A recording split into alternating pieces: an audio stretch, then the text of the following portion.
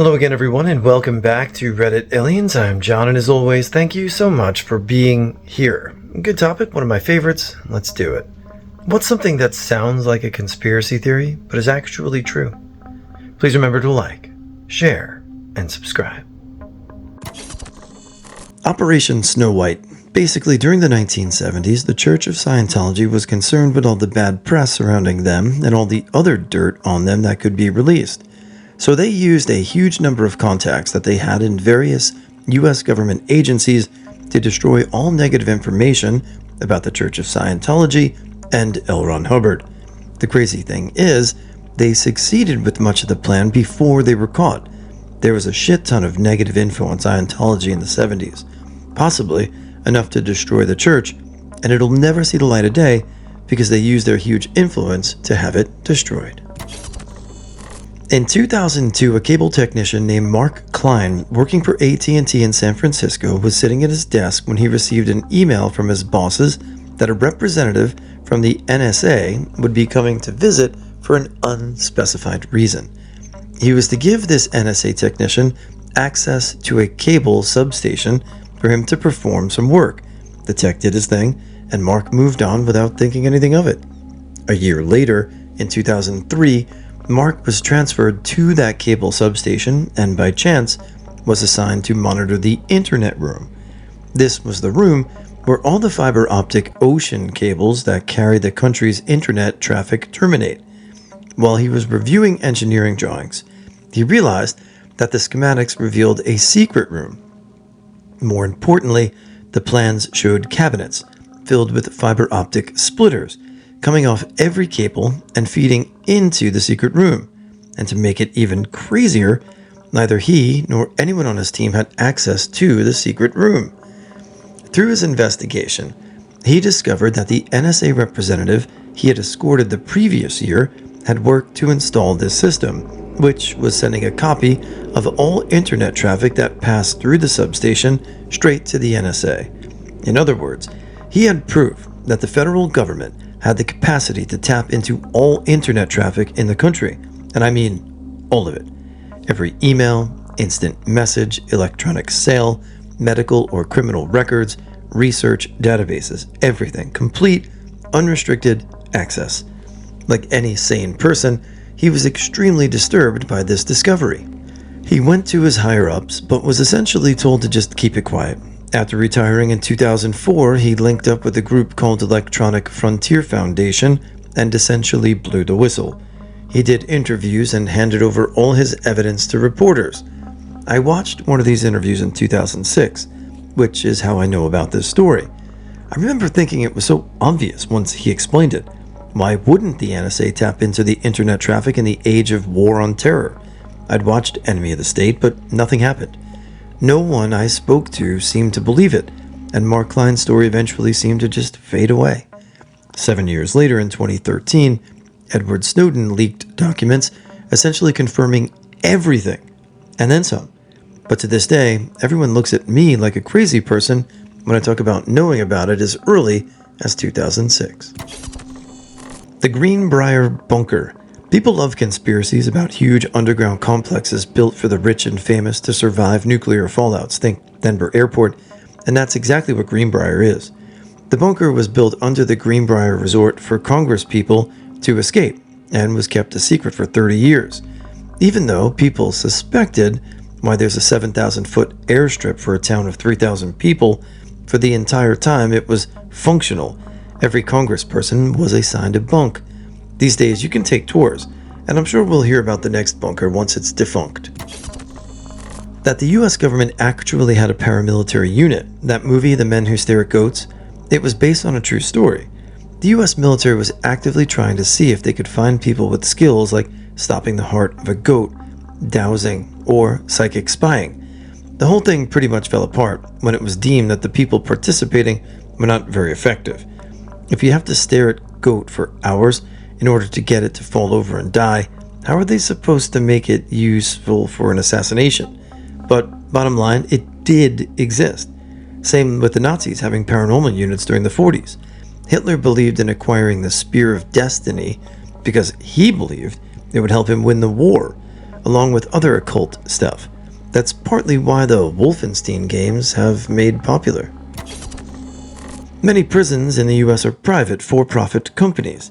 They get paid by the head and also employ the prisoners for pennies per hour to do work like telemarketing. You've probably talked to a prisoner on the phone without realizing. The McDonald's PE machine tried to ruin Stella Liebeck's life. That coffee was so hot it melted her clothing to her genitals. People still believe she was at fault.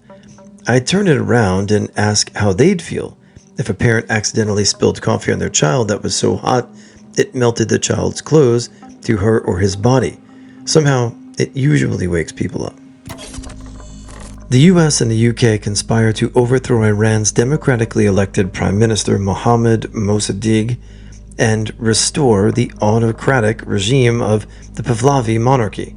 They did this because Mossadegh tried to nationalize Iran's oil industry.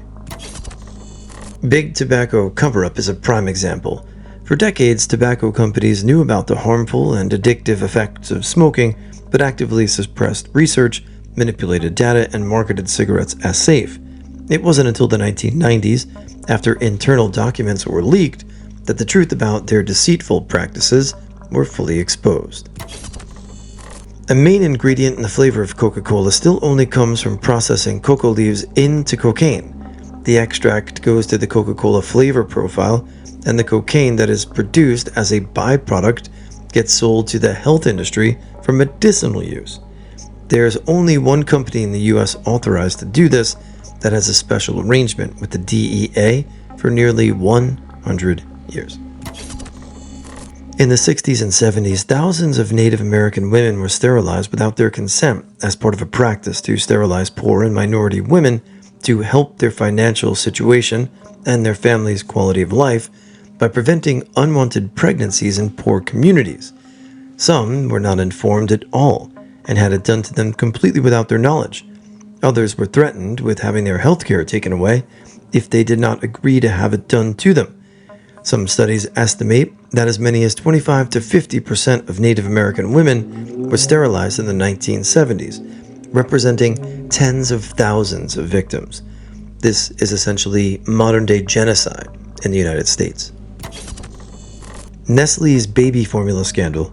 Nestle aggressively marketed baby formula to mothers in developing countries by giving free samples to hospitals and buying up billboards. The mothers would use them instead of breast milk and eventually stop producing breast milk. Then they'd need to buy formula to continue feeding their babies.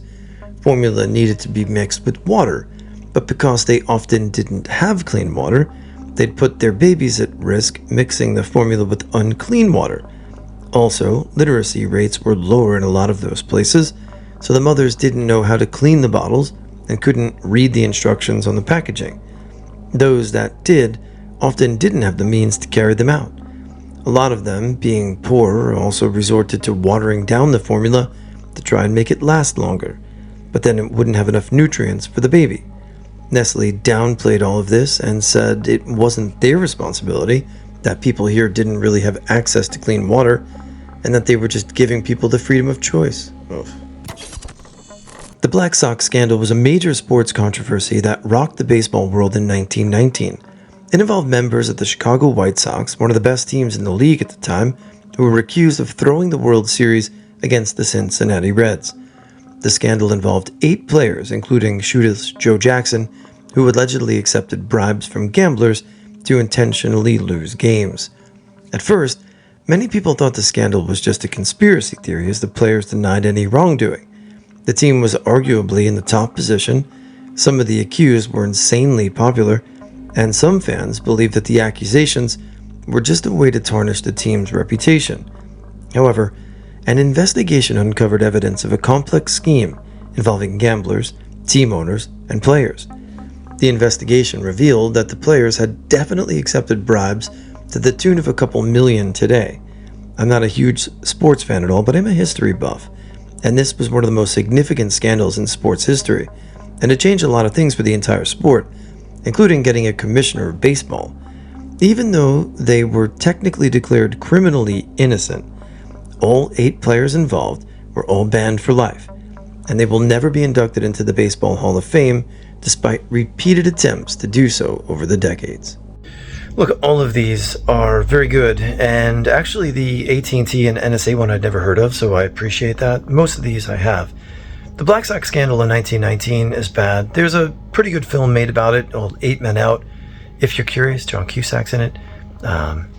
It's sad, but I agree that those people should be banned from baseball for life. Your iPhone is designed to start getting worse as soon as the new model comes out. I remember this being a big deal like 7 or 8 years ago. Someone can fact check me, as I'm hazy on the details, but I believe it's related to the battery. Every year the same week that the new iPhone comes out, the latest iOS becomes available for download. The new iOS is not optimized for your current device's battery, and as such, the phone compromises performance in order to maintain a similar battery life. Coupled with the normal wear and tear on the battery, your phone will start sucking just so the battery can last a little longer. The Canadian government actually tried to fry people's brains with ECT in order to fix their depression, thinking that wiping of neurons that have a negative emotional event will fix their depression. Instead, people ended up losing their memory, suffered inconsistently, and forgot their name all while still having depression. This was in part funded by the CIA in an effort to understand memory alteration. In 2016, a former reality TV host vying for political office began working to convince citizens of the United States that the election he was participating in was rigged, only to learn that he had actually won the election. 4 years later, in 2020, when seeking re-election, this same politician attempted to again convince the citizens of the United States that the very same election process that had given him the current position was rigged. This time, of course, he lost the election. This time, however, he had in fact convinced a large number of people that the election was rigged. And now I can't have a normal family dinner because it's apparently a conspiracy that the United States of America has a voting system that works. Does it? The US spirited Nazi scientists out of Germany to avoid war crime trials to work for us instead. The Public Health Service withheld treatment for syphilis from black men to see what would happen. The CIA tested the effects of LSD in unwitting American subjects. Also, the collection of human radiation experiments where you know who did, you can guess what without information, consent because reasons. Project Sunshine, Cincinnati experiments, Green Run. I say with complete honesty, these are still considered the good guys. Please don't stop to think about what the bad guys have done, or you'll never recover. And the good guys will experiment on you without consent again.